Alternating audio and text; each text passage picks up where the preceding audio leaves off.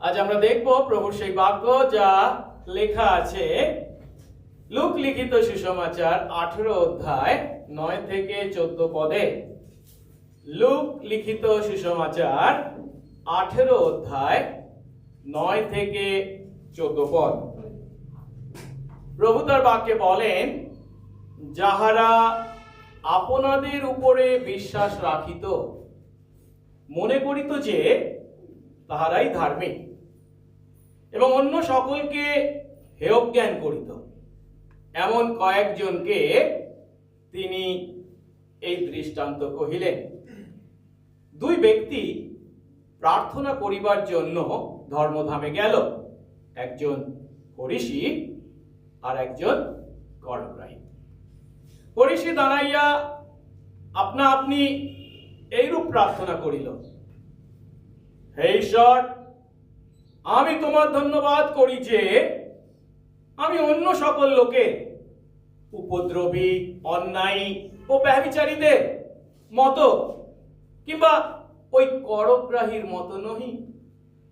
আমি সপ্তাহের মধ্যে 2 বার উপবাস করি, সমস্ত আয়ের 10th দান করি। কিন্তু করগ্রাহী দূরে দাঁড়াইয়া স্বর্গের দিকে চক্ষু তুলিতেও সাহস পাইল না, বরং সে বক্ষে করাঘাত করিতে করিতে কহিল, হে ঈশ্বর, আমার প্রতি, এই পাপীর প্রতি দয়া কর। আমি তোমাদিগকে বলিতেছি, এই ব্যক্তি ধার্মিক গণিত হইয়া নিজ গৃহে নামিয়া গেল, ওই ব্যক্তি নয়। কেননা যে কেহ আপনাকে উচ্চ করে তাহাকে নত করা যাইবে, কিন্তু যে আপনাকে নত করে তাহাকে উচ্চ করা যাইবে। আমেন। প্রার্থনা করি। পবিত্র মঙ্গলময় স্বর্গস্থ পিতা, তোমার ধন্যবাদ করি প্রভু, তুমি আমাদের জীবনে আরো একটি তোমার দিন তথা প্রভুর দিনকে উপহার দিলে। প্রভু, এই সময় যখন তোমার চরণতলে আমরা উপস্থিত হয়েছি, আমাদের হৃদয়ে কৃতজ্ঞতা, ভক্তি, ভালোবাসার অর্ঘ্য নিয়ে উপস্থিত হয়েছি।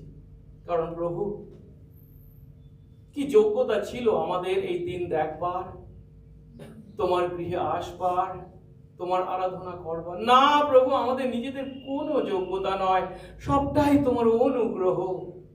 তোমার অনুগ্রহেই বেঁচে আছি, তোমার অনুগ্রহেই তোমাকে জেনেছি, তোমার সন্তান হয়েছি, তোমার আরাধনা করার সুযোগ পেয়েছি। প্রভু গো, এই পাপী আমরা যারা মরতে বাধ্য ছিলাম, নরক যাদের গন্তব্যস্থল ছিল, প্রভু গো, হাজার সৎ কাজ করেও যখন আমরা আমাদেরকে নিজেদেরকে উদ্ধার করতে পারতাম না, তখন প্রভু তুমি দয়া করে এই পাপী আমাদের জন্য, আমাদের পরিবর্তে তোমার পুত্রকে পাঠালে, যিনি ঈশ্বর হয়ে মানুষ হলেন, আমাদের পাপের সমস্ত শাস্তি নিজে গ্রহণ করলেন, এমনকি সেই ক্রুশের উপরে নিজেকে উৎসর্গ করলেন। কিন্তু তিনি মরলেন, আমাদের পাপের প্রায়শ্চিত্ত করলেন, মৃত্যুকে জয় করে পুনরুত্থিত হলেন, যেন তোমার সন্তান আমরা তোমাকে পিতা বলে জানি, তোমার সন্তান হয়ে আমাদের জীবন যাপন করি। এত আশীর্বাদ প্রভু পেয়েছি, যা পাওয়ার যোগ্য আমরা কেউ ছিলাম না। তাই সমস্ত গৌরব, প্রশংসা, প্রতাপ প্রভু কেবল তোমার। প্রভু, আমাদের নিজেদের কোনো কাজের জন্য যে আমরা তোমার কাছে নিজেদের যোগ্যতা জাহির করতে পারি না প্রভু, কিছুই নেই। যদি করতাম তাহলে একটাই আমাদের প্রাপ্য ছিল, সেই পাপের ফল, মৃত্যু। কিন্তু প্রভু, তুমি আজ তোমার বাক্যের মাধ্যমে যখন আরেকটি বার তোমার সেই অনুগ্রহের মহত্বকে উপলব্ধি করবার এবং তা স্বীকার করে তোমার প্রতি ধন্যবাদের জীবনযাপন করবার যে সত্য শিক্ষা দিতে চলেছ, আশীর্বাদ করো। হৃদয়ে যেন স্বর্ণাক্ষরে তা লিখে রাখি, ক্রুশের উপর তুমি আমাদের জন্য যে কাজ সম্পন্ন করেছো মৃত্যুকে জয় করেছো, যার গুণে প্রভু আমরা তোমার সন্তান হয়েছি, আমাদের পরিত্রাণ পেয়েছি, তার সঙ্গে আমরা যেন আমাদের কোন সৎ কাজকে কখনো যোগ করার চেষ্টা না করি। যদি তা করি, তোমার সুসমাচারকেই যে আমরা বর্জন করি, সেই উপলব্ধি দাও। এই বাক্যের দ্বারা প্রত্যাশা উভয়কে তুমি আশীর্বাদ করো, যিশু নামে এই প্রার্থনা চাই, আমেন। আমরা বসবো।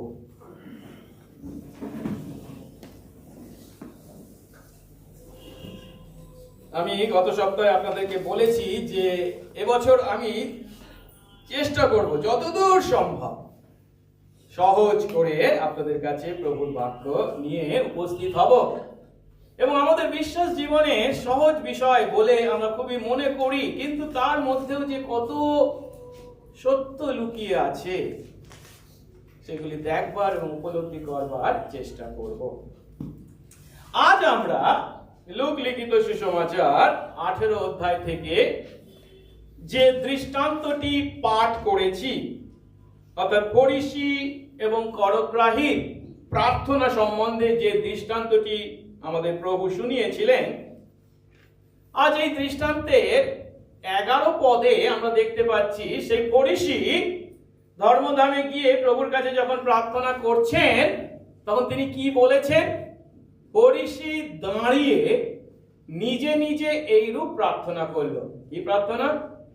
হে ঈশ্বর, আমি তোমার ধন্যবাদ করি। এই ফরিসি ঈশ্বরের ধন্যবাদ করছে।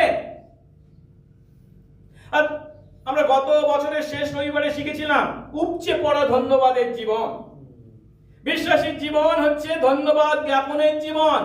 বিশ্বাসীর জীবনে ধন্যবাদ হচ্ছে শ্বাস প্রশ্বাসের ন্যায়। আর এই ফরিসিও ঈশ্বরের ধন্যবাদ করছেন, ঈশ্বরের মন্দিরে এসেছেন, ঈশ্বরের ধন্যবাদ করার কথা বলছেন। যে ধন্যবাদ বিশ্বাসে আমাদের জীবনে শ্বাস প্রশ্বাস, যে ধন্যবাদ আমরা সব সময় তা করতে বাধ্য। পৌল খুব স্পষ্ট করে বলেছেন প্রথম থেসলোনিকীয় 5 অধ্যায় 18 পদে, সর্ব বিষয়ে ধন্যবাদ করো। কেন? কারণ খ্রিস্ট যিশুতে এটাই হলো আমাদের উদ্দেশ্যে ঈশ্বরের ইচ্ছা। এটাই ঈশ্বরের ইচ্ছা যে আমরা সব সময় সমস্ত বিষয়ে ঈশ্বরের ধন্যবাদ করি। এখন আমরা যখন এই ফরিসিকে এই দৃষ্টান্তে দেখতে পাচ্ছি, তিনিও একটু আগে আমরা দেখলাম বলছেন, ঈশ্বর আমি তোমার ধন্যবাদ করি। তিনিও ঈশ্বরের ধন্যবাদ করেছেন বা ঈশ্বরকে ধন্যবাদ জানিয়েছেন। কিন্তু এই যে ধন্যবাদ তিনি ঈশ্বরকে জানিয়েছিলেন, ঈশ্বর কি তার এই ধন্যবাদ গ্রহণ করেছেন? 14 পদে কি বলা হয়েছে? আর আমি তোমাদের বলছি, যিশু বলছেন, এই ফরিসির যে ধন্যবাদ ফরিসি ঈশ্বরের উদ্দেশ্যে উৎসর্গ করেছিল, সে সম্বন্ধে কি বলছেন? এই ব্যক্তি অর্থাৎ এই করগ্রাহী যে প্রার্থনা করেছিল, আমি পাপী, আমার প্রতি করুণা করো, সেই করগ্রাহী যখন ধার্মিক গণিত হয়ে নিজের গৃহে ফিরে গেল, ওই ব্যক্তি অর্থাৎ ফরিসি কিন্তু সেই আশীর্বাদ লাভ করতে পারল না। যে কথার সহজ অর্থ, যদিও সে ঈশ্বরের কাছে তার ধন্যবাদের ডালি এনেছিল বা ঈশ্বরকে ধন্যবাদ জানিয়েছিল, ঈশ্বর কিন্তু তার প্রার্থনা মঞ্জুর করেননি, তার ধন্যবাদ গ্রহণ করেন। কিন্তু কেন? অনেক সময় এই ফরিসির মতো আমাদের ধন্যবাদ জ্ঞাপনও যথেষ্ট নয় এমন বিবেচিত হতে পারে। তাই আজ আসুন আমরা এই দৃষ্টান্ত থেকে উপলব্ধি করি কখন আমাদের ধন্যবাদ জ্ঞাপন যথেষ্ট হয় না। আমরা লূক লিখিত সুসমাচার 18 অধ্যায় থেকে দেখছি। লূক লিখিত সুসমাচারে কটা অধ্যায় আছে কে জানি? একটু বলি তো, 24টা।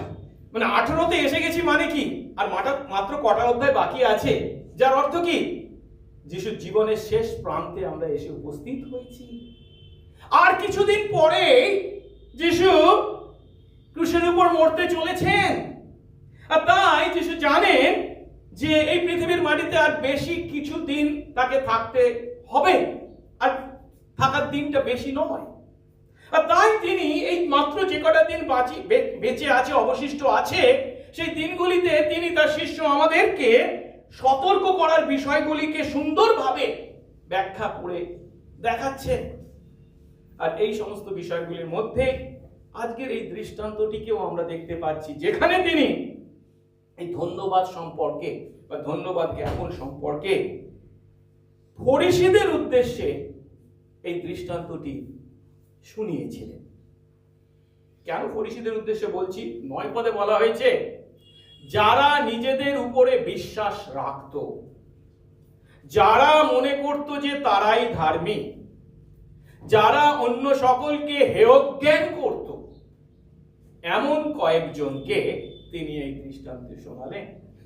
এখানে যে বর্ণনাগুলি দেওয়া হয়েছে, নিজেদের উপর বিশ্বাস রাখত, মনে করত তারাই ধার্মিক, অন্য সকলকে হেয়জ্ঞান করত, এই বিশেষণগুলির দ্বারা যিশু তৎকালীন ইহুদি সমাজের ধর্মীয় গুরু ফরিসীদেরকে বর্ণনা করেছেন। এবং তাকে ফরিসীদের বর্ণনা করতে গিয়ে এই কথাগুলি যখন বলেছেন, তখন যে তিনি তাদের বৈশিষ্ট্যকে অতিরঞ্জিত করেছেন তা কিন্তু নয়। এই বর্ণনার দ্বারা যিশুর সময়কার ফরিসীদের বাস্তব চরিত্রকে প্রভু তুলে ধরেছেন। এখন সেই সমস্ত ফরিসীর উদ্দেশ্যে এই দৃষ্টান্তে আমরা কি দেখতে পাচ্ছি? যিশু দুজন ব্যক্তির কথা বলেছেন, শুধু তাই নয়, তাদের দুটি প্রার্থনার কথা বলেছেন এবং তাদের সেই প্রার্থনার প্রতি দুটি ফলাফল বা পরিণামকে এখানে যিশু বর্ণনা করেছেন। তাদের মধ্যে প্রথম ব্যক্তিটি হলেন একজন ফরিসী, যার অর্থ সেই সময়কার মানুষদের মধ্যে ঈশ্বরের বিধানের বিশ্বস্ত রক্ষক, এমন ব্যক্তি তিনি। আর অন্যজনটি হলেন একজন করগ্রাহী, ঠিক তার বিপরীত ব্যক্তি, যে কিনা ঈশ্বরের বিধানের লঙ্ঘনকারী, এমন ব্যক্তি। মানে দুই মেরু, সুমেরু আর কুমেরু, দুই ব্যক্তিকে তিনি তুলে ধরেছেন। একজন হচ্ছেন ঈশ্বরের বিধানের বিশ্বস্ত রক্ষক, আর অন্যজন ঈশ্বরের বিধানের লঙ্ঘনকারী। এখন তারা দুজনেই কিন্তু জেরুসালেম মন্দিরে উপস্থিত হয়েছে। এবং কেন হয়েছে? একই কারণে। 10 পদে কি বলা হয়েছে? দুই ব্যক্তি প্রার্থনা করার জন্য ধর্মধামে গেলেন। কি করার জন্য? প্রার্থনা করার জন্য। দুজনেই প্রার্থনা করতে গেছেন, একজন ফরিসী আর একজন করগ্রাহী। এখন জেরুসালেম মন্দিরে প্রার্থনা করতে গেছে, এই কথা শুনে যেন আমরা অবাক না হই। অনেকে ভাবি, ও জেরুসালেম মন্দির তো শুধু বলি উৎসর্গ করার জন্য ছিল। তা নয়, তা নয়। জেরুসালেম মন্দিরে শুধু যে বলি উৎসর্গ করা হতো বা সেখানে শুধু শিক্ষা দান করা হতো তা নয়, ব্যক্তিগত ভক্তিপূর্ণ জীবনের বাহ্যিক প্রকাশ যে প্রার্থনা, সেই প্রার্থনা করার জন্য লোকেরা সেখানে উপস্থিত হতো। এরপর 11 এবং 12 পদে আমরা দেখতে পাচ্ছি সেই ফরিসী কি বলে ঈশ্বরের কাছে প্রার্থনা করেছিলেন তা তুলে ধরা হয়েছে। আমরা যদি এই 11 এবং 12 পদে ফরিসীর এই প্রার্থনাকে আমাদের ভাষায় একটু সহজ সরল ভাবে তর্জমা করে বর্ণনা করি, তাহলে কি বলা যেতে পারে? ফরিসী সেদিন ঈশ্বরের কাছে প্রার্থনা করে এমন কথা বলছেন, হে ঈশ্বর, আমি তোমার ধন্যবাদ করি, কারণ আমি ওই সমস্ত লোক থেকে পৃথক। তুমি বিশ্বাস করতে পারবে না তারা কি প্রকার জীবনযাপন করে। তারা অন্যদের উপর উপদ্রব চালায়, তারা অন্যায় অবিচারকে প্রশ্রয় দেয়, তারা ব্যভিচার পর্যন্ত করে। কিন্তু প্রভু, তুমি আমাকে জানো, আমরা দীর্ঘকাল একে অন্যের বন্ধু। আমি সপ্তাহের মধ্যে 2 বার উপবাস করি, আমার সমস্ত আয়ের 10 তোমাকে দিই। পিতা, তাই আমি তোমার ধন্যবাদ করি। কিন্তু একটু আগে আমি যেটা বলেছি, ফরিসীর এই প্রার্থনার প্রতি যিশু যে মন্তব্য করেছেন খুবই অদ্ভুত। আর সেটি কি? সেটি হচ্ছে তিনি স্পষ্ট করে বলেছেন যে ফরিসির এই প্রার্থনা বা এই ধন্যবাদ জ্ঞাপন যথেষ্ট ছিল না। ফরিসির প্রার্থনার এই সমস্ত সুন্দর সুন্দর কথার কোনো মূল্য নেই, সবটাই হাস্যকর, অসার, অভিনয় মাত্র। উপরে উপরে ধন্যবাদের কথা বললেও তা প্রকৃত অর্থে ধন্যবাদ ছিল না। কিন্তু কেন তা যথেষ্ট ছিল? তার প্রার্থনায় কি ভুল ছিল? ফরিসি তো ঈশ্বরেরই কাছে প্রার্থনা করেছিলেন। তিনি তো জেরুজালেম ধর্মধামে ঈশ্বরকে তার ধন্যবাদ জানিয়েছিলেন। তিনি তো অন্যদের সঠিক মূল্যায়নই করেছিলেন। তিনি যখন বলছেন অন্যদের সম্পর্কে তারা উপদ্রবী, অন্যায়ী, ব্যভিচারী, তখন কি তিনি কিছু ভুল বলেছেন? না।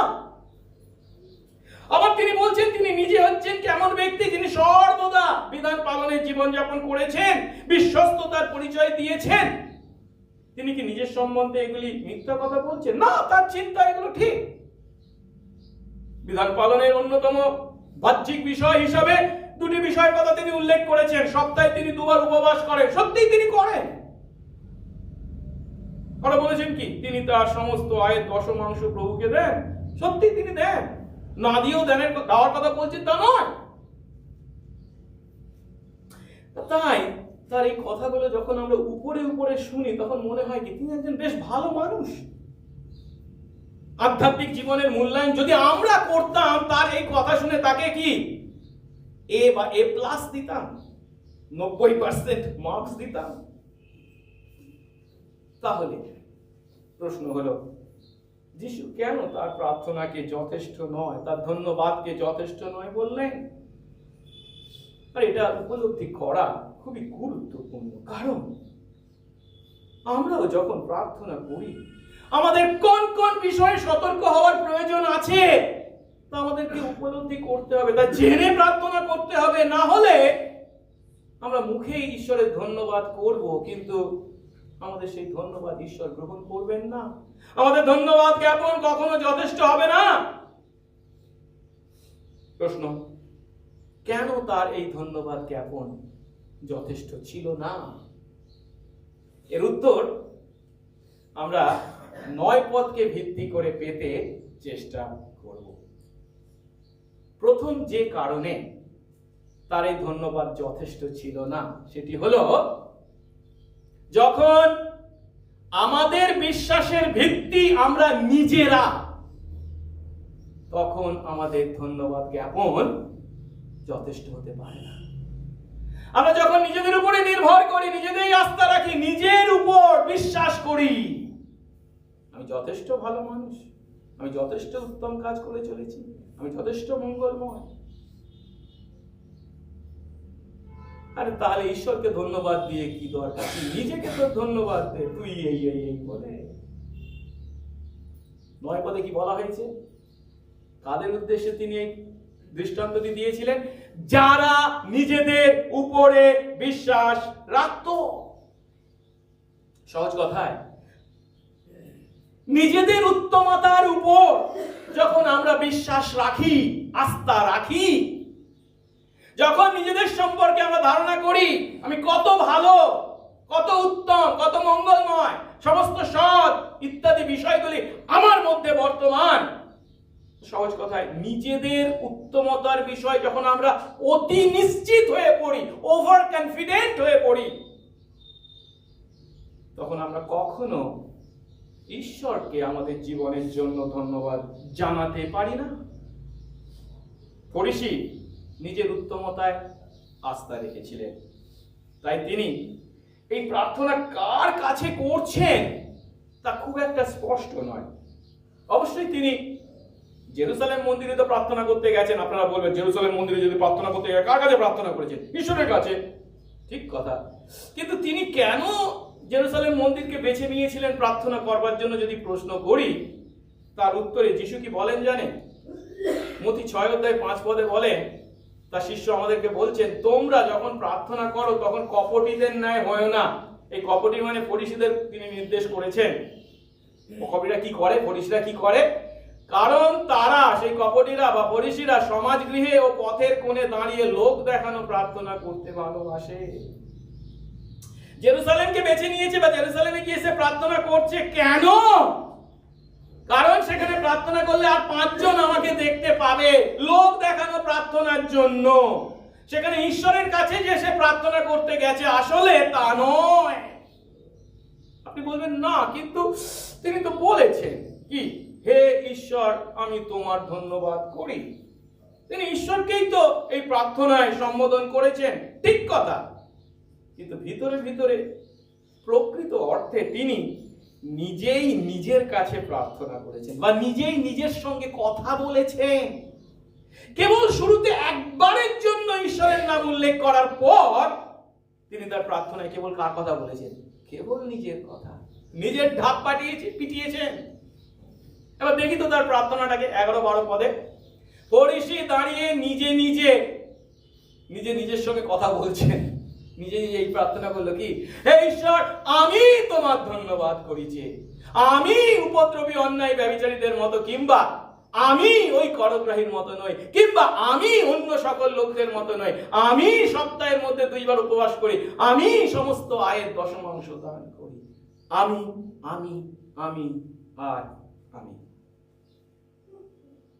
এইভাবে আমরা যখন আমাদের প্রার্থনায় কেবল নিজেদেরই গুণগান করি, সহজ কথায় নিজেদের ঢাক পেটাই, তখন আমরা নিজেদেরই ঠকাই।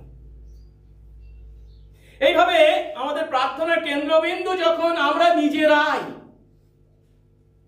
তখন আমরা কখনো প্রকৃত অর্থে ঈশ্বরের ধন্যবাদ করতে পারি না। নিজেদের বুক চাপড়াবার দ্বারা আমরা ঈশ্বরের প্রতি আমাদের আনুগত্যের পরিবর্তে বিশ্বাসঘাতকতাই করে থাকি। চিন্তা করে দেখুন, আমি কাউকে যখন ধন্যবাদ জানাই, তখন আমি কি সেই জন্য কি আমি তাকে ধন্যবাদ জানাতে পারি?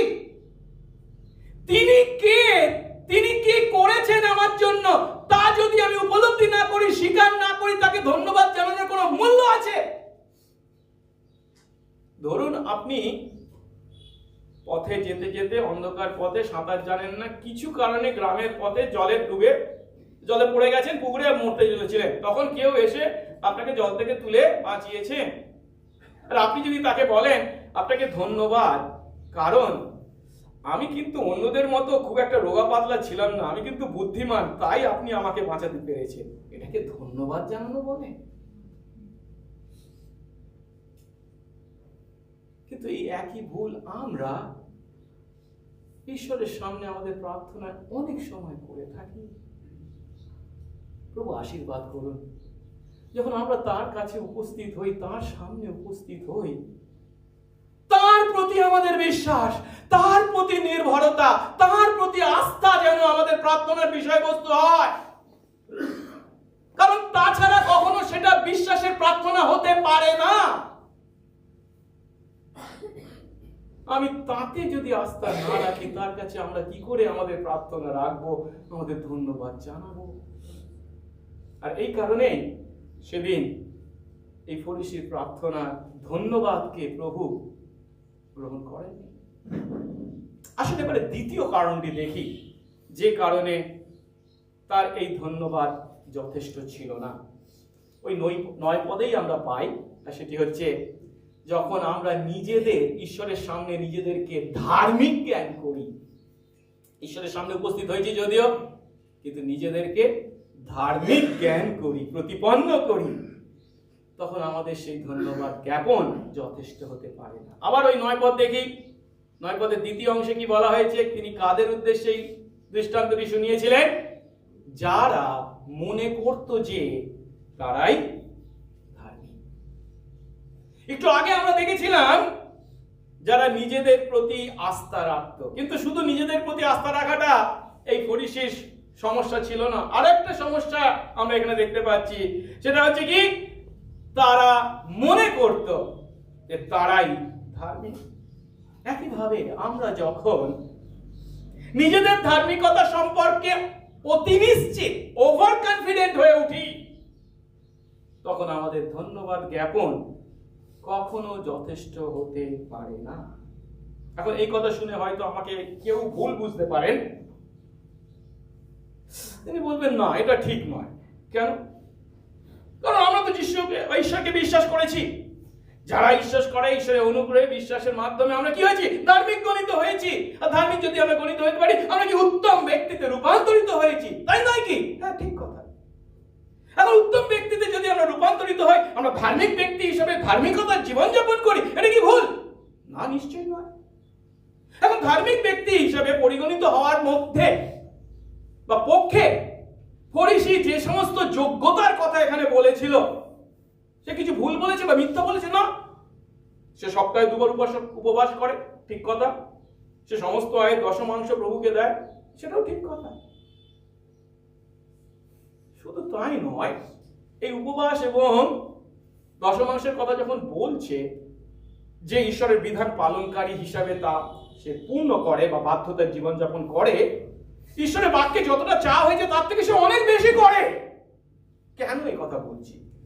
লেবীয় যদি 16:29 দেখি, সরাসরি ভাবে যে উপবাস করার কথা ইসরায়েলীদের প্রতি আদেশ করা হয়েছে, সেটি হচ্ছে বৎসরে কেবল একবার। আর সেটা কোথায়? বলা যে তোমাদের জন্য এটা চিরস্থায়ী বিধি হবে, 7ম মাসের 10ম দিনে, মানে হচ্ছে যে মহাপ্রায়শ্চিত্ত দিন ছিল, সেই দিনে বলা হয়েছে স্বদেশী কিংবা তোমাদের মধ্যে প্রবেশকারী বিদেশি, তোমরা নিজের নিজের প্রাণকে দুঃখ দেবে। এখানে দুঃখ দেবে মানে হচ্ছে উপবাস করবে, কোনো ব্যবসায়িক কাজ করবে না। অর্থাৎ প্রভু তার বিধানে মোশির মাধ্যমে ইসরায়েলকে নির্দিষ্টভাবে বৎসরের মধ্যে কেবল একটি দিনে উপবাস করবার জন্য স্পষ্টভাবে আদেশ করেছে। কিন্তু আমরা এই ফরিসিকে কি দেখতে পাচ্ছি? বৎসরের মধ্যে কেবল একটি দিন নয়, বা মাসের মধ্যে একটা দিন নয়, প্রতি সপ্তাহে 2 দিন, যতদূর সম্ভব মঙ্গলবার এবং বৃহস্পতিবার তিনি বা তাঁরা উপবাস করতেন।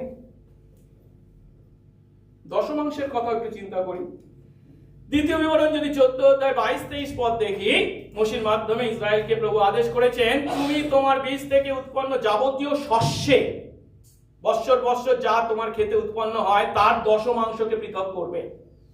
আর তোমার ঈশ্বর সদাপ্রভু তার নামের বাসার্থে যে স্থান মনোনীত করবেন, মানে সেই জেরুজালেম, সেই স্থানে তুমি তোমার শস্যের, দ্রাক্ষারসের ও তৈলের দশমাংশ ইত্যাদি ইত্যাদি নিয়ে আসবে ইত্যাদি। শস্যের, দ্রাক্ষারসের ও তৈলের।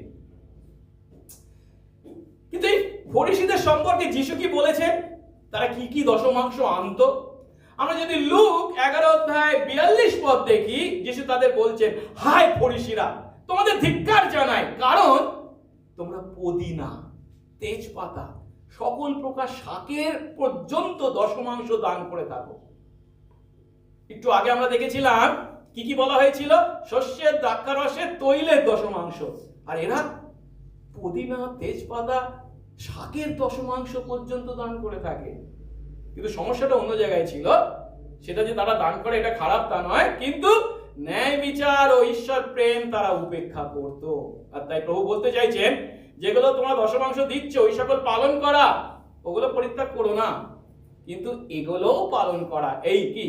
ন্যায় বিচার এবং ঈশ্বর প্রেম, এগুলো উপেক্ষা করা তোমাদের উচিত হয়নি। যাই হোক, তার আমরা দেখতে পাচ্ছি যে ফরিসীরা মোশির বিধানে যে আদেশ করা হয়েছে তাকে অতিক্রম করে পুদিনা, তেজপাতা বা সকল প্রকার দাসের দশমাংশ, শাকের দশমাংশ পর্যন্ত দান করে। এখন আমাদের প্রশ্ন হবে, তাহলে এই ফরিসী কতখানি একনিষ্ঠ ধার্মিক জীবনযাপন করতেন তার প্রমাণ নয় কি? উপবাস এবং দশমাংশ দানের এমন একনিষ্ঠ জীবনের কি কোনো মূল্য নেই? এগুলি কি আমাদের ধার্মিক জীবনের বাহ্যিক প্রকাশ নয়? আমি শুধু নিজেকে ধার্মিক ধার্মিক বলবো, প্রভু বিশ্বাস করে আমি ধার্মিক হয়েছি, আর ধার্মিক জীবনে কোনো প্রকাশ থাকবে না, সেটা কি কথা হলো? ধার্মিক জীবনে বাহ্যিক প্রকাশ থাকবে, তাই উপবাস এবং প্রার্থনাকে বা দশমাংশকে আমরা তার জীবনে দেখতে পাচ্ছি। খুব ভালো কথা, ঠিক কথা। কিন্তু আমাদের উপলব্ধি করতে হবে এই সমস্ত আধ্যাত্মিক অনুশীলনের মধ্যে যদিও কোনো সমস্যা নেই, কিন্তু এগুলি সাধন করার কারণে নিজের সম্বন্ধে উচ্চ ধারণার মধ্যেই আছে সমস্যা। এই সমস্ত আধ্যাত্মিক অনুশীলন সাধন করার দ্বারা আমরা যদি ধার্মিকতা অর্জনের চেষ্টা করি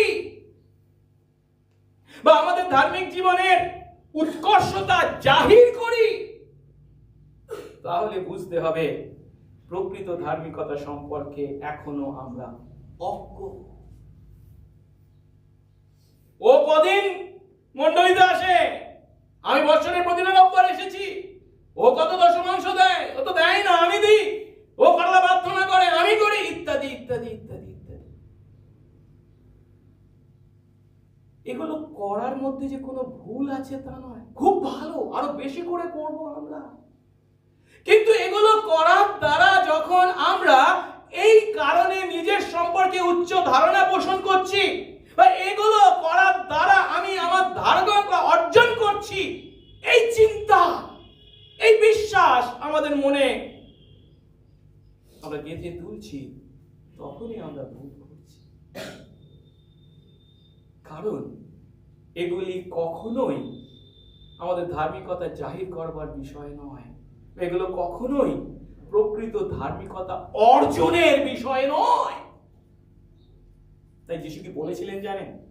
তার পর্বতে দত্ত উপদেশে মতি 5:20 যিশু তার শিষ্যদের বলছেন, আমাদের বলছেন, কারণ আমি তোমাদের বলছি, অধ্যাপক ও ফরিসীদের অপেক্ষা তোমাদের ধার্মিকতা যদি অধিক না হয়।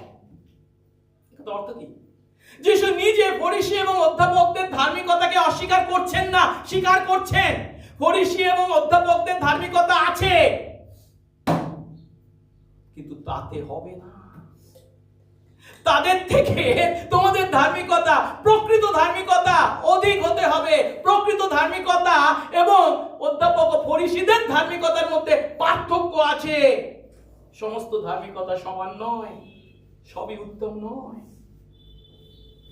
আমাদের মধ্যে একটা ভুল ধারণা আছে, অনেক সময় আমরা এরকম চিন্তা করি, ও শেষ দিনে ঈশ্বর আমার জীবনকে দাঁড়িপাল্লা দিয়ে মাপবেন, কতটা ভালো কাজ করেছি, কতটা খারাপ কাজ করেছি।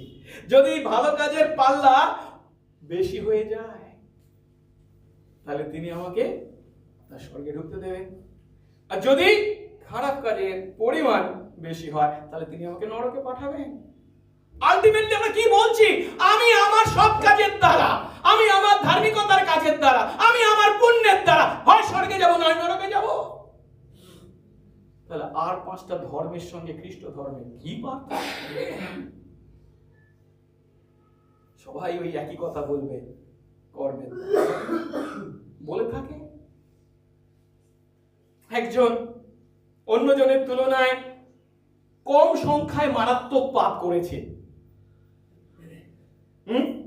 তার জন্য কি ঈশ্বর একজনকে গ্রহণ করবেন, আরেকজনকে করবেন না?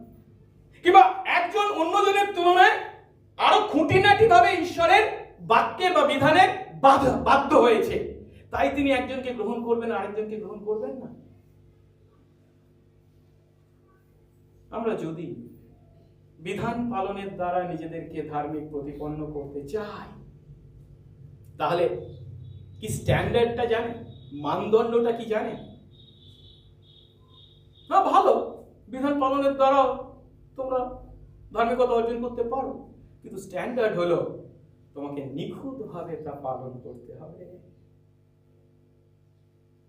আর শুধু একটা বিধান নিখুঁতভাবে পালন করলে হবে না, সমস্ত বিধান তোমাকে নিখুঁতভাবে পালন করতে হবে।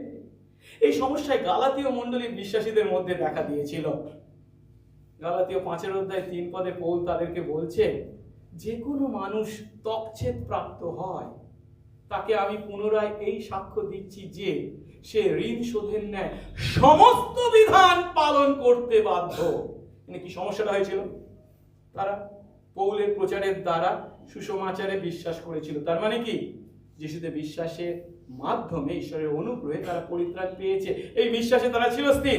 এমন সময় কিছু ইহুদিকরণ পক্ষে পন্থীরা এসেছিল, তাদেরকে শিক্ষা দিচ্ছে, না, যদি তোমরা তকছেদ প্রাপ্ত না হও তাহলে হবে না, ইত্যাদি ইত্যাদি, তোমাদেরকে তকছেদ প্রাপ্ত হবে। আর সেই কথা শুনে বিশ্বাসীরাও কি হয়েছে, যারা বিশ্বাসের মাধ্যমে অনুগ্রহের দ্বারা পরিত্রাণ পেয়েছে তারাও তকছেদ প্রাপ্ত হচ্ছে।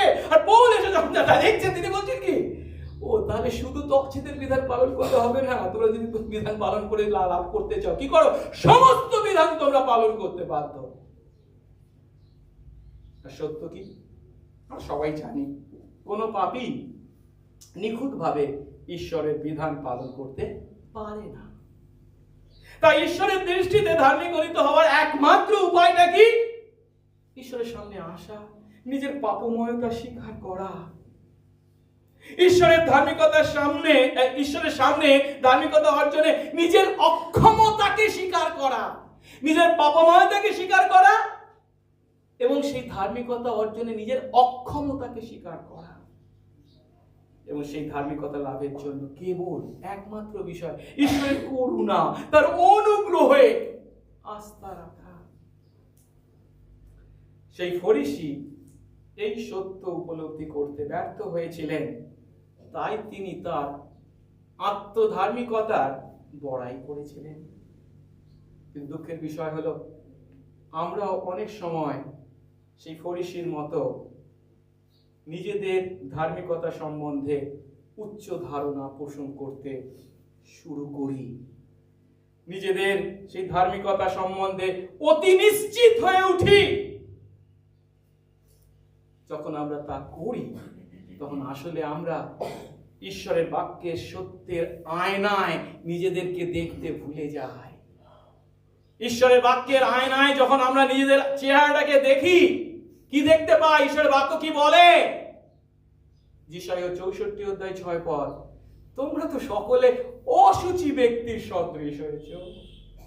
আমাদের সর্বপ্রকার ধার্মিকতা কিসের ন্যায়, মলিন বস্ত্রের ন্যায়, নোংরা কাপড়ের ন্যায়। আমরা সকলে পড়তে গাছের পাতার ন্যায় জীর্ণ হয়েছি, আমাদের অপরাধ সকল বায়ুর ন্যায় আমাদেরকে উড়িয়ে নিয়ে যায়। এই হচ্ছে আমাদের আসল চেহারা। কিন্তু এই সত্য উপলব্ধি করবার জন্য অন্যদেরকে দেখবার প্রয়োজন নেই, অন্যদের জীবনকে পর্যালোচনা করার দরকার নেই। নিজের জীবনকেই যদি আমরা ভালো করে দেখি, আত্মসমীক্ষা করে স্পষ্ট দেখতে পাবো আমরা কি, আমরা কেমন, আমাদের ধার্মিকতার আসল চেহারাটা কি। আমাদের ধার্মিকতা, সব ধরনের ধার্মিকতা যে নোংরা কাপড় ছাড়া আর কিছু নয়। তাই যিশু কি বলেছিলেন, মথি 9 অধ্যায় 13 পদে তিনি বলছেন, কিন্তু তোমরা গিয়ে শিক্ষা করো। এই বচনের মর্ম কি, আমি দয়াই চাই, বলিদান নয়। তারপর তিনি কি বলছেন, কারণ আমি ধার্মিকদের নয় কিন্তু পাপীদের ডাকতে এসেছি। আপনি নিজেকে যদি ধার্মিক বলে মনে করেন, আপনার জীবনে যিশু প্রয়োজন নেই। সেই যিশুকে আপনি কি ধন্যবাদ জানাবেন, কেন ধন্যবাদ জানাবেন? পৌল আরো স্পষ্ট করে বিষয়টিকে খুব সুন্দরভাবে বর্ণনা করেছেন পুরাতন নিয়ম থেকে উদ্ধৃতি দিয়ে রোমীয় 3 অধ্যায় 10 থেকে 12 পদে। তিনি বলছেন, যেমন লিখিত আছে, ধার্মিক কেউই নেই, একজনও নেই। উপলব্ধি করে বা বোঝে এমন কেউ নেই, ঈশ্বরের অন্বেষণ করে এমন কেউ নেই।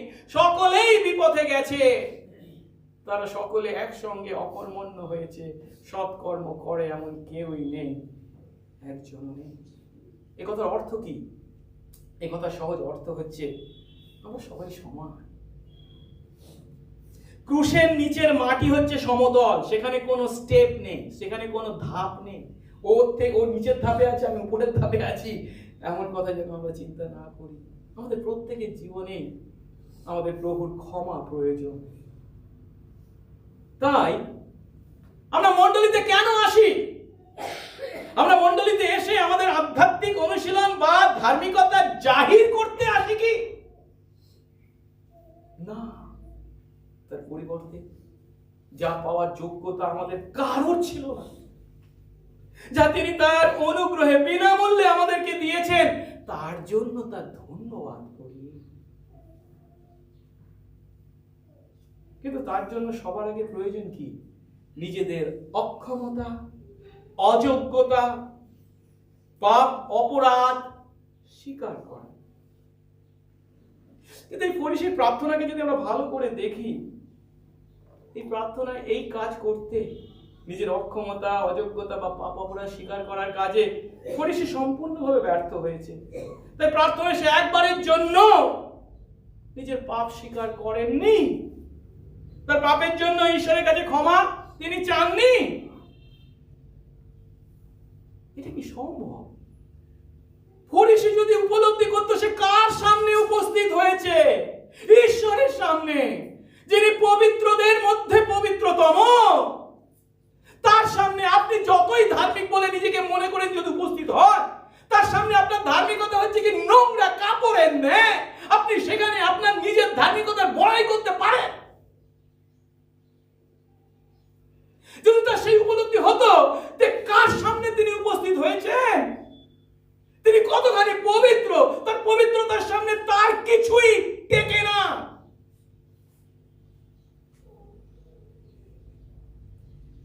যার সহজ অর্থ, তার সামনে আমরা সকলেই পাপী বলে স্বীকার করতে বাধ্য। যে সত্য আমরা যিশায় ওকে স্বীকার করতে দেখি। যিশায় 6 অধ্যায় বলা হয়েছে, যে বৎসর উশীয় রাজার মৃত্যু হয়, যিশায় বলছেন, আমি যিশায় প্রভুকে, মানে সদাপ্রভুকে এক উচ্চ ও উন্নত সিংহাসনে উপবিষ্ট দেখলাম। তিনি সিংহাসনে বসে আছেন। তার রাজবস্ত্রের অঞ্চলে, মানে কি তার আঁচল, সে যে রাজবস্ত্র পরেছেন তার শেষের অংশ মন্দির পূর্ণ করে রেখেছে। আর কারা আছে সেখানে? তার কাছে সরাফরা, স্বর্গদূতরা দাঁড়িয়েছিলেন। তাদের মধ্যে প্রত্যেকজনের 6টি করে পাখা ছিল। 2টি পাখা দিয়ে তারা তাদের মুখ ঢেকে রেখেছে। ঈশ্বরের পবিত্রতার সামনে মুখ তারা ঢাকতে বাধ্য হয়েছে স্বর্গদূত হওয়া সত্ত্বেও। তার পা গুলোকেও ঢেকে রেখেছে, তাদের সেই নোংরা বিষয়কে ঢেকে রেখেছে, এবং 2 পাখা দিয়ে তারা উঠছে। 3 পদে আরো বলছেন, তারা পরস্পরকে, এই স্বর্গদূতরা, সরাফরা একে অন্যকে ডেকে বলতে লাগলো কি? ঈশ্বরের সামনে তারা কি বলতে বাধ্য হয়েছে? পবিত্র পবিত্র পবিত্র বাহিনীগণের সদাপ্রভু, সমস্ত পৃথিবী তোমার প্রতাপে পরিপূর্ণ। শুধু কি তাই? তখন ঘোষণাকারীর রবে শিলামূল সকল কাঁপতে শুরু করলো, গৃহ ধোঁয়ায় পরিপূর্ণ হলো। এমন পবিত্রতম ব্যক্তির সম্মুখে যিশায় উপস্থিত হয়েছে, আর সেখানে গিয়ে সে তার ধার্মিকতার বড়াই করবে, বলবে দেখো আমি কত কি করেছি, আমি উপবাস করি, আমি দশমাংশ দিই। যিশায় কি বলছেন? তখন আমি বললাম, যিশায় বলছেন, হায় আমি নষ্ট হলাম, কারণ আমি অসুচি ওষ্ঠাধর মানুষ, অসুচি ওষ্ঠাধর জাতির মধ্যে বাস করছি। এই হচ্ছে, যদি আমরা ঈশ্বরের সামনে সেই ঈশ্বরকে জানি তিনি কে, উপস্থিত হই, আমাদের মুখ থেকে এই কথা বেরোনো ছাড়া আর কিছু উপায় নেই। যদি আমরা তাকে জানি সত্য অর্থে তিনি কে, তার সামনে জাহির করা, গর্ব করবার, শ্লাঘা করবার, আত্মধার্মিকতার বড়াই করবার কোন জায়গা নেই। পিতরকে দেখি, নতুন নিয়ম, একই ঘটনা। যিশু এসেছেন, পিতরের নৌকায় উঠেছেন, প্রচার করেছেন, প্রচার শেষ হয়েছে। পিতরকে বলছেন, এবার তোমরা সারা কিছু ধরতে পারো না, আচ্ছা আমি বলছি চলো একটু ফেলবে। আপনি কি জানেন, আপনি তো প্রচার করেন, আমরা জেলে কোথায় মাছ থাকে, দিনের বেলা মাছ পাওয়া যায়, রাত্রে বেলা হয়তো পাওয়া যায়, কিছু পাই না। আপনি বলছেন, তবু বলছেন যাই, আপনাকে সম্মান জানিয়ে জাল ফেলেছে। এত মাছ ধরা পড়েছে। যখন পিতরটা দেখছেন, কি বলছেন? লোক 5 অধ্যায় 8-9 পদ, তা দেখে সিমন পিতর যিশুর হাঁটুর উপরে পড়ে বললেন, আমার কাছ থেকে প্রস্থান করুন, কারণ হে প্রভু আমি পাপী। কারণ জালে এত মাছ ধরা পড়েছিল বলে তিনিও যারা তার সঙ্গে ছিলেন সকলে চমৎকৃত হয়েছে। আমরা যখন তাকে জানি, তার সামনে উপস্থিত হই, তার পবিত্রতার সামনে একটাই সত্য আমাদের মুখ থেকে বেরিয়ে আসে, আমরা পাপী। প্রভু আমাদের ক্ষমা কর, আমি তোমার সান্নিধ্যে থাকার যোগ্য নই। এখন ঈশ্বরের সান্নিধ্যে এই উপলব্ধি যখন আমরা লাভ করি, তখন কি তার কাছে আমরা আমাদের নিজেদের ধার্মিকতার ঢাক পেটাবার দ্বারা তার ধন্যবাদ করতে পারি? ফরিসি আসলে ঈশ্বরের কাছে প্রার্থনা করেননি, তিনি নিজের কাছে নিজের গুণগান গেয়েছেন। তাই ঈশ্বরের কাছে ধন্যবাদ জ্ঞাপন ছিল না, তাই তথাকথিত তার সেই ধন্যবাদ জ্ঞাপন যথেষ্ট ছিল না। প্রভু আমাদেরকে আশীর্বাদ করুন, আমরা যেন শিখি তার সামনে এসে যেন কখনো আমাদের আত্মধার্মিকতার ঢাক পিটিয়ে তার ধন্যবাদ করার কাজ না করি। তৃতীয় কারণ, যে কারণে তার এই ধন্যবাদ জ্ঞাপন যথেষ্ট ছিল না, আর সেটি হলো আমরা তাকে ধন্যবাদ জানাই কেন? কারণ অন্যদের থেকে আমরা ভালো, মহৎ, শ্রেষ্ঠ। যার অর্থ আমরা যখন অন্যদের হেয় জ্ঞান করি তখন আমাদের ধন্যবাদ জ্ঞাপন কখনো যথেষ্ট হতে পারে না। ওই 9 পদের শেষ অংশে বলছেন কি, কাদের উদ্দেশ্যে এই দৃষ্টান্তটি সে শুনিয়েছিলেন? যারা অন্য সকলকে হেয় জ্ঞান করত। সহজ কথায়, আমরা যখন আমাদের ভাই বোনদের থেকে নিজেদেরকে পৃথক করি, যখন তাদের থেকে নিজেদেরকে উত্তম বা শ্রেষ্ঠ বলে জাহির করি, তখন আমাদের সেই ধন্যবাদ জ্ঞাপন কখনো যথেষ্ট হতে পারে না। এখানে আমরা ফরিসিকে দেখছি, তিনি খুব জোরের সঙ্গে দাবি করেছেন যে তিনি অন্যদের মতো নন, কারণ তিনি নিজেকে অন্যদের সঙ্গে যখন তুলনা করেছেন, কি দেখতে পেয়েছেন? তাদের তুলনায় তিনি সব দিক থেকে শ্রেষ্ঠ। কিন্তু চালাকিটা কি জানেন? এই ফরিসি এই চালাকি শুধু করে তা না, আমরাও করি। আর সেটা হলো, ফরিসি যখন নিজেকে তুলনা করেছেন তখন কি তিনি নিজেকে শমূয়েলের সঙ্গে তুলনা করেছেন, শিমিয়নের সঙ্গে তুলনা করেছেন? না। তা যদি করতেন তাহলে তার আসল রূপটা তিনি দেখতে সুযোগ পেতেন। যদি তিনি শমূয়েলের সঙ্গে তুলনা করতেন নিজেকে, সেই শমূয়েলের সম্পর্কে কি বলা হয়েছে? প্রথম শমূয়েল 2:18 পদ বা 26 পদে বলছে, কিন্তু বালক শমূয়েল মশিনা সূত্রের এফদ পরিহিত হয়ে সদা সর্বদা সদাপ্রভুর সম্মুখে পরিচর্যা করতেন। এলির ছেলেরা যখন দুষ্ট কার্যে লিপ্ত হয়েছে তখন শমূয়েল কি করছেন? বালক শমূয়েল উত্তর উত্তর বৃদ্ধি পেয়ে সদাপ্রভুর কাছে এবং মানুষদের কাছে অনুগ্রহ প্রাপ্ত হতেন। এই ছিলেন শমূয়েল। তার সঙ্গে কি তিনি নিজেকে তুলনা করেছেন? না। কিংবা নতুন নিয়মে আমরা একজন বৃদ্ধকে পাই যার নাম ছিল শিমিয়ন। লোক 2:25-26 পদে তার সম্বন্ধে বলা হয়েছে, শিমিয়ন নামে এক ব্যক্তি জেরুজালেমে ছিলেন। তিনি কেমন ছিলেন? ধার্মিক ও ভক্ত, ইসরায়েলের সান্ত্বনার অপেক্ষায় থাকতেন এবং পবিত্র আত্মা তার উপরে ছিলেন। আর পবিত্র আত্মা দ্বারা তার কাছে প্রকাশিত হয়েছিল যে তিনি প্রভু খ্রিস্টকে দেখতে না পেলে মৃত্যু দেখবেন না। এমন ব্যক্তি তিনি। তাহলে ফরিসি কি তাদের সঙ্গে নিজেকে তুলনা করেছেন? না। কিন্তু কার সঙ্গে? সমাজে যারা মন্দ বলে পরিচিত তাদের সঙ্গে তিনি নিজেকে তুলনা করেছেন। আমরা এই একই কাজ করি।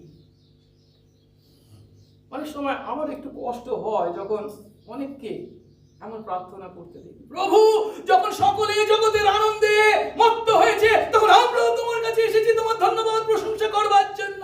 Praise the lord, hallelujah. কি করছি আসলে আমরা? তাদের থেকে আমাদের শ্রেষ্ঠত্ব বড়াই করছি, তাদের থেকে নিজেদেরকে পৃথক করছি। কিন্তু তারা কেন এমনটি করছে? আমিও তাদের মতো সেই একই কাজ করতে পারতাম। তার অনুগ্রহে আমি এটা লাভ করেছি, তা করছি না। তারাও তা করতে পারে আমার মতো। সেই অনুগ্রহ তাদের জন্য প্রভুর আছে, সেই সত্য যদি উপলব্ধি করতাম, এইভাবে কি তাদের থেকে নিজেদেরকে পৃথক করতাম? কিন্তু মুশকিলটা কি জানেন? যখন আমরা সমাজের বুকে মন্দ বলে পরিচিত এমন ব্যক্তিদের সঙ্গে নিজেদেরকে তুলনা করি তখন আমরা আমাদের নিজেদের চেহারাটা দেখতে পাই না। আত্মসমীক্ষা করবার সেই সুযোগকে হাতছাড়া করি। অন্যদেরকে তিনি কি বলেছেন? অন্যরা উপদ্রবী, অন্য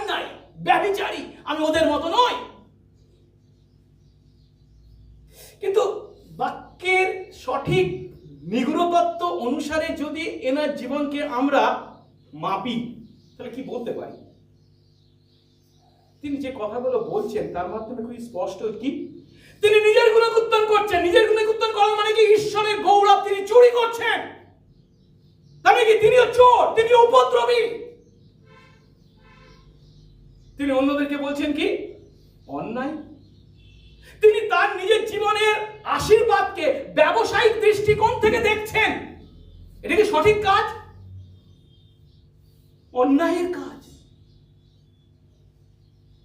শুধু তাই নয়, তিনি তার এই প্রার্থনায় ঈশ্বরকে অস্বীকার করেছেন। আর বাইবেল কি বলে? ঈশ্বরকে অস্বীকার করা মানে অন্য বিষয়কে তার স্থানে বসানো। এটা হচ্ছে ব্যভিচারের কাজ। হোশেয়া 1:2 প্রভু বলছেন, সদাপ্রভু যখন প্রথমে হোশেয়ার দ্বারা কথা বলেন তখন সদাপ্রভু হোশেয়াকে বললেন, তুমি যাও ব্যভিচারের স্ত্রী ও ব্যভিচারের সন্তানদিগকে গ্রহণ করো। কেন তাদেরকে তিনি ব্যভিচারের কথা বলছেন, ব্যভিচারের দোষ কেন বলছেন? কারণ এই দেশ সদাপ্রভুর অনুগমন থেকে নিবৃত্ত হয়েছে, আর ঈশ্বরকে স্বীকার করে না। আর ঈশ্বরকে স্বীকার করে না মানে কি ভয়ানক ব্যভিচার করছে। এই বাক্যের দৃষ্টি থেকে এই ফরিসীও একইভাবে ঈশ্বরকে অস্বীকার করার দ্বারা ব্যভিচারের দোষে দোষী। কেবল তাই নয়, ধর্মধামের অন্য প্রান্তে যখন তিনি সেই করগ্রাহীকে প্রার্থনা করতে দেখেছেন তখন তিনি বুকে আরো আশা পেয়েছেন, বল পেয়েছেন। কি বলছেন? বুক চাপে, আমি ওই করগ্রাহীর মতো নই। এখন হয়তো আমাদের মনে এমন চিন্তা আসতে পারে, আরে সত্যি কি সেই সময়কার ফরিসীরা এরকম প্রার্থনা করতো? হ্যাঁ, এটাই বাস্তব। তাদের প্রার্থনাটা কেমন ছিল জানেন? তাদের প্রার্থনার একটা নমুনা হলো এইভাবে বলতে, হে ঈশ্বর, আমি তোমাকে ধন্যবাদ জানাই কারণ আমি কুকুর নই। আমাদের কানে কেমন লাগবে তাই তো, কিন্তু ইহুদিদের চোখে ইহুদি সকলকে তারা কুকুর জ্ঞান করতো। আরো বলছে কি, একজন আমি অহিন্দু নই বা আমি একজন স্ত্রীলোক নই। এই ছিল ইহুদিদের প্রার্থনার নমুনা। আমরাও সেই ফরিসীর ন্যায় অন্যদের হেয় জ্ঞান করতে ভালোবাসি। আমরা সর্বদা নিজেদেরকে উচ্চীকৃত করার জন্য আমাদের চারপাশে আর 5 জনকে খুঁজি যাদের হেয় জ্ঞান করা যায়।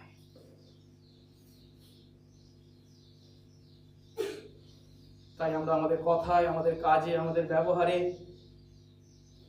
যথেষ্ট সতর্কতা ও সাবধানতা অবলম্বন করার প্রয়োজন আছে। না হলে আমরা খুব সহজেই অন্যদের হেয় জ্ঞান করে বসি। কিন্তু দুঃখের বিষয় কি জানেন? প্রভু এই দৃষ্টান্তের মাধ্যমে যে শিক্ষাটা দিয়ে চলেছেন বা দিতে চাইছেন, আমরা এই দৃষ্টান্তের কথা জানি, উপলব্ধিও করি, কিন্তু প্রয়োগ করতে গিয়ে আমরা মারাত্মক ভুল করে বসি। খুব সহজে আমরা এর সঠিক শিক্ষা থেকে দূরে সরে যাই। এর আগে আমি উদাহরণটা দিয়েছিলাম, আরেকবার উদাহরণটা দিচ্ছি। সেটি হলো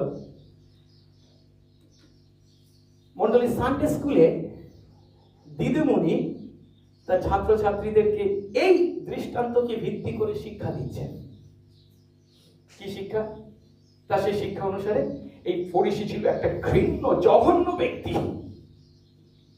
অন্যদিকে করগ্রাহী ছিল আসলে কিন্তু ভালো। আর তিনি ক্লাস শেষ করছেন তার ছাত্রছাত্রীদেরকে কি বলে, এসো আমরা প্রভুর কাছে প্রার্থনায় হাঁটু পাতি, কারণ আমরা কেউ সেই ফরিসীর মতো নই। প্রভু কি শিক্ষা দিলেন? আমরা যেন অন্যদের হেয় জ্ঞান না করি, অন্যদের সঙ্গে তুলনা করে নিজেদেরকে শ্রেষ্ঠ প্রমাণ করার চেষ্টা না করি। এই দৃষ্টান্ত থেকে শিক্ষা দেওয়া হলো, কিন্তু শেষে গিয়ে এই ফরিসীকে হেয় জ্ঞান করা হচ্ছে। আজ এই শিক্ষা আমরা যখন লাভ করছি, আমাদের মনেও হয়তো অনেকে এই ফরিসী সম্পর্কে হেয় জ্ঞানটা তৈরি হয়ে গেছে। জঘন্য ব্যক্তি, আর যখনই বলছে কি জঘন্য ব্যক্তি, তার মানে কি আমি নিজেকে তার থেকে উত্তমতর ব্যক্তি জ্ঞান করতে শুরু করে দিয়েছি।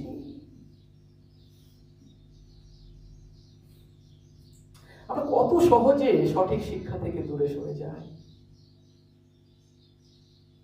আমাদেরকে কতখানি সতর্ক থাকতে হবে। ফরিসী তার প্রার্থনায় বলেছিল কি, আমি তোমার ধন্যবাদ করি কারণ আমি অন্যদের মতো নই। তার এই ধন্যবাদ জ্ঞাপন তাকে সমাজের অন্য মানুষদের থেকে পৃথক করেছিল।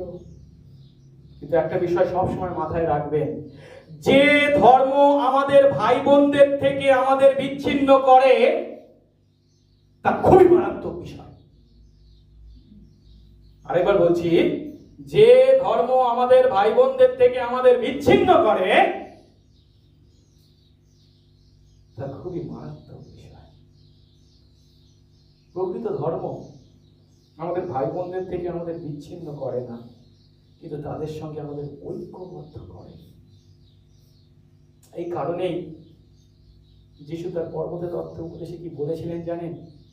তিনি বলছেন, অতএব তুমি যখন যজ্ঞবেদীর কাছে তোমার নৈবেদ্য উৎসর্গ করছো, তখন সেই স্থানে যদি মনে পড়ে যে তোমার বিরুদ্ধে তোমার ভাইয়ের কোনো কথা আছে, তবে সেই স্থানে বেদীর সম্মুখে তোমার নৈবেদ্য রাখো, চলে যাও, বাড়ি ফিরে যাও।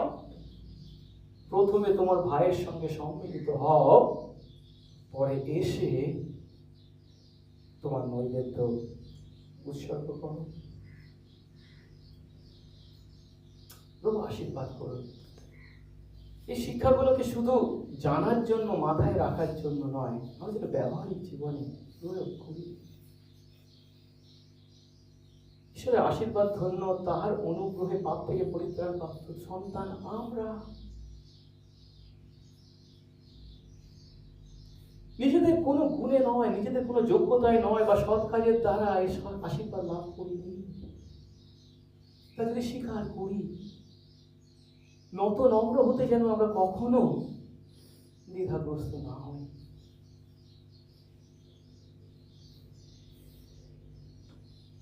এরপর একজনের বিষয়ে আমরা শিখব, যে সেই প্রার্থনা করতে গেছিল যিশু দৃষ্টান্তে, দ্বিতীয় ব্যক্তি অর্থাৎ সেই করগ্রাহী। তার সম্বন্ধে যিশু কি বলেছেন? 13 পদে বলছেন, কিন্তু করগ্রাহী দূরে দাঁড়িয়ে স্বর্গের দিকে চোখ তুলতেও সাহস পেল না, বরং সে বক্ষে করাঘাত করতে করতে বলল, হে ঈশ্বর, আমার প্রতি, এই পাপীর প্রতি দয়া করো। একটু আগে করগ্রাহী ফরিসী সম্পর্কে বলা হয় যে সে জেরুজালেম গিয়ে দাঁড়িয়ে, মানে ঈশ্বরের সামনে বুক ফুলিয়ে এমন ভাবে সে তার ঈশ্বরের কাছে প্রার্থনা করেছিল, যদিও কিন্তু দাঁড়িয়েছে যদিও এই করগ্রাহী, কিন্তু স্বর্গের দিকে, উপরের দিকে চোখ তুলতেও সে সাহস পায়নি। বুক চাবড়ানো নয়, তার উচ্চাকাঙ্ক্ষার পূর্ণতার যে স্তুতি করেছেন তা নয়, পক্ষে করাঘাত করলেন। নিজের পাপের সত্য স্বীকারোক্তি সে করেছে, পিতা ঈশ্বরের কাছে সাহায্য কামনা করেছে, এই পাপীর প্রতি দয়া করা। আমরা যখন এই করগ্রাহীর এই প্রার্থনাকে দেখছি, এর সঙ্গে জানেন পৌলের নিজের সম্পর্কে স্বীকারোক্তির একটা মিলকে আমরা দেখতে পাই। পৌল নিজের সম্বন্ধে বলছেন 1 তিমথিও 1:15 পদে, এই কথা বিশ্বসনীয় ও সর্বতভাবে গ্রহণযোগ্য যে যীশু খ্রিস্ট কাদের জন্য? পাপীদের পরিত্রাণ করতে জগতে এসেছেন। তারপর তিনি কি বলছেন? সেই পাপীদের মধ্যে আমি, পৌল নিজেকে বলছেন, আমি হলাম অগ্রগণ্য। না পৌল, আপনি পাপীদের মধ্যে শ্রেষ্ঠ পাপী, কি বলছেন?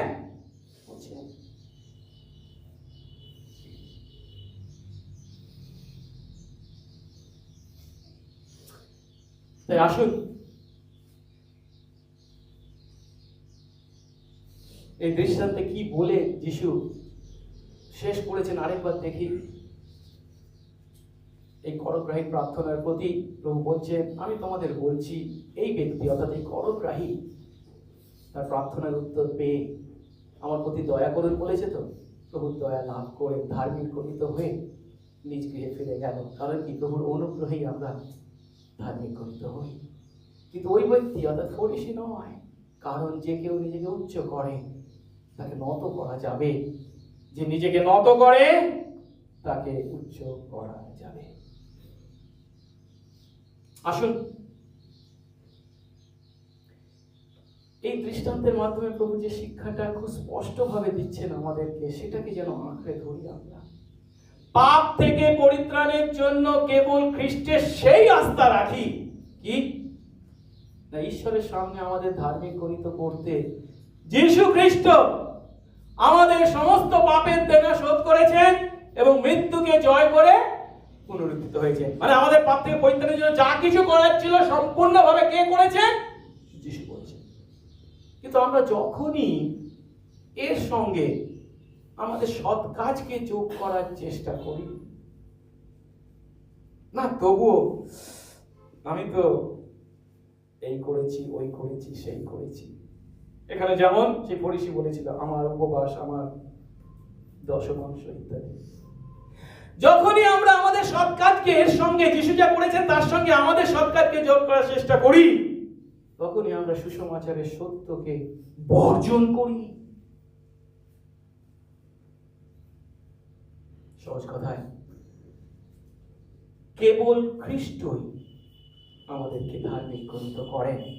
আমি ধার্মিক গণিত হয়েছি কেবল খ্রিস্টের দ্বারা। তাই আসুন এটা যদি আমরা উপলব্ধি করি, সব সময় যদি মাথায় রাখি, তাহলে সব সময় যখন তার কাছে উপস্থিত হব, তিনি যা করেছেন তার জন্য তাকে ধন্যবাদ দেব। আমি কি করেছি বা করতে পারছি তার জন্য নয়। কিন্তু জানেন, দুঃখের বিষয় হলো খ্রিস্টীয় মণ্ডলীতে এই ধরনের ভুল শিক্ষা দেওয়া হয়, যেখানে মণ্ডলীর বিশ্বাসীদেরকে উৎসাহিত করা হয় তারা যেন প্রভুর জন্য কাজ করেন এবং তার দ্বারা তারা যেন নিজেদের গৌরবান্বিত জ্ঞান করেন, তাদের সেই বিষয়ে উৎসাহিত করা হয়।